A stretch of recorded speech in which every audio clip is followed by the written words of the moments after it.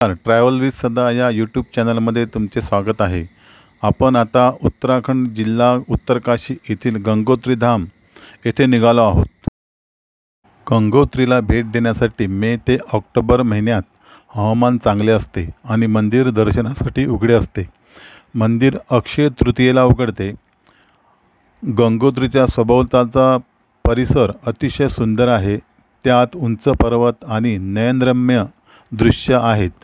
Greater हिमालयाच्या खडकाळ प्रदेशात देवदार, पाईन आणि ओक वृक्षाने वेढलेले हे वृक्ष देवत्वाचे दीपस्तंभ आहेत। गंगोत्री धाम समुद्र सपाटीपासून सुमारे 3140 मीटर उंचीवर आहे। हिमालयाच्या चुंबकीय शिखरांमध्ये, घनदाट जंगलामध्ये भव्य पर्वत व निसर्ग सौंदर्याने वेढलेली गंगोत्री तुम्हाला चिंतन आणि आत्मचिंतन करण्याची प्रेरणा देते। गंगोत्री धाममधील नदीत स्नान केल्याने आत्म्याचे पाप धुवून जाते आणि मोक्ष प्राप्त होतो। गंगोत्रीला भेट दिल्यानंतर शांततेची भावना, ज्ञानप्राप्ती तसेच आध्यात्मिक आशीर्वाद याचा अनुभव येतो। गंगोत्री भैरव मंदिर गंगोत्री धामच्या जवळ असलेले एक महत्त्वाचे मंदिर आहे। हे मंदिर गंगा नदीच्या उगमस्थानाजवळ भागीरथी नदीच्या उजव्या तीरावर आहे। येथे भैरवदेवाची पूजा केली जाते आणि असे मानले जाते की या मंदिराचे दर्शन घेतल्याशिवाय गंगोत्री धामची यात्रा पूर्ण होत नाही। भगवान शंकरांनी गंगा नदीला पृथ्वीवर येण्यापूर्वी भैरवदेवाला या परिसराचे रक्षण करण्याची जबाबदारी सोपवली होती। भैरव या परिसराचे क्षेत्रपाल आहे।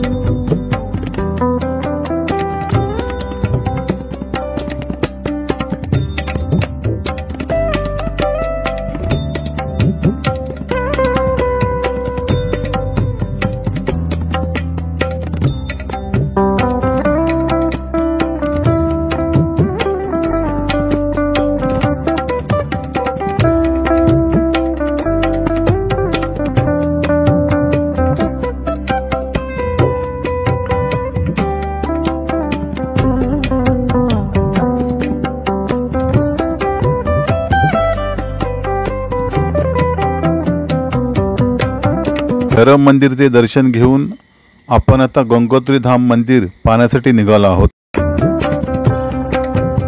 गंगोत्री धाममध्ये पोहोचणे अजिबात अडचण नाही, कारण यात्रेकरूंना बहुधा मंदिराच्या दारापाशीच गाडी सोडते। येथे अनेक विश्रांती स्थळे, विश्रामगृहे आणि प्रवाशांना राहण्यासाठी इतर ठिकाणी आहेत।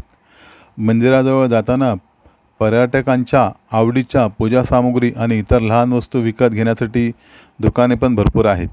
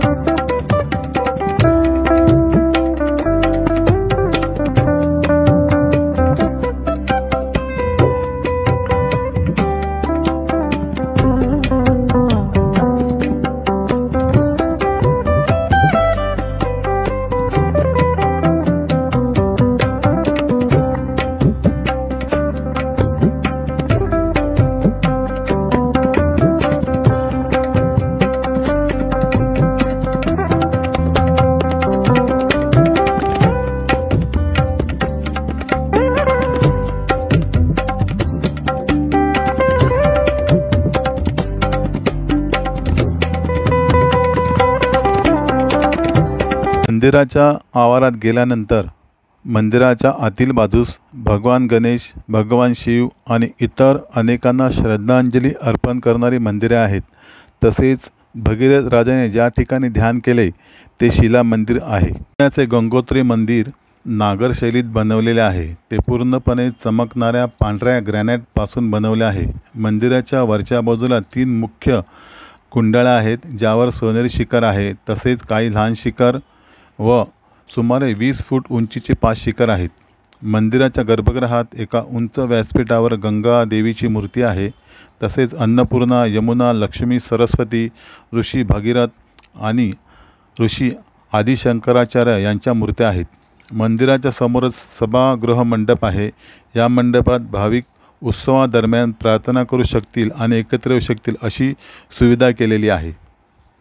या आख्यायिकेनुसार राजा भगीरथ यांनी 5500 वर्ष एका पायावर उभे राहून तपश्चर्या केली व गंगा देवीला पृथ्वीवर उतरण्यासाठी प्रसन्न करून घेतले.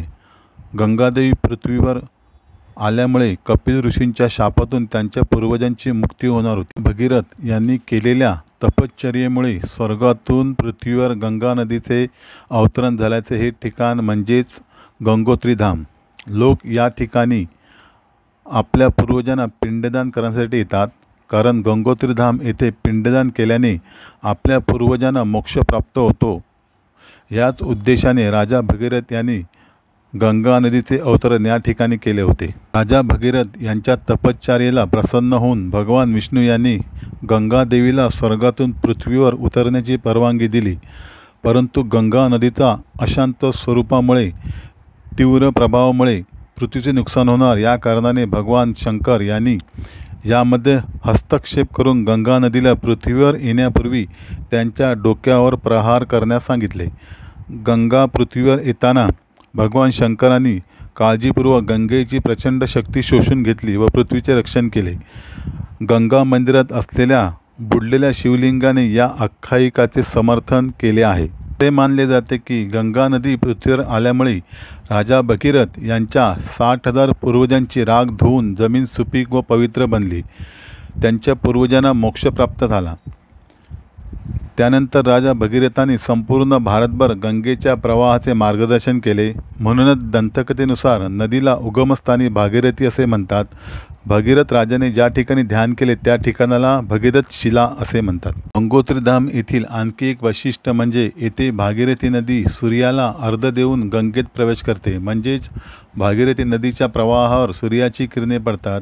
हे दृश्य गंगोत्री धाम जवळून पर्यटकांना पाहता येते.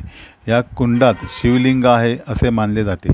गंगा नदीचा उगम भागीरथी नदी आहे जी गंगोत्री हिमनदीपासून उगम पावते.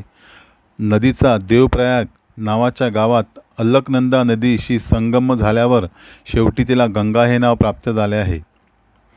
गंगा नदी उत्तराखंड राज्यात उत्तरकाशी जिल्ह्यात गंगोत्री येथे उगम पावून उत्तर प्रदेश, राजस्थान, हरियाणा, हिमाचल प्रदेश, छत्तीसगड, झारखंड, बिहार, पश्चिम बंगाल या 9 राज्यातून वाहत बंगालच्या उपसागराला जाऊन मिळते.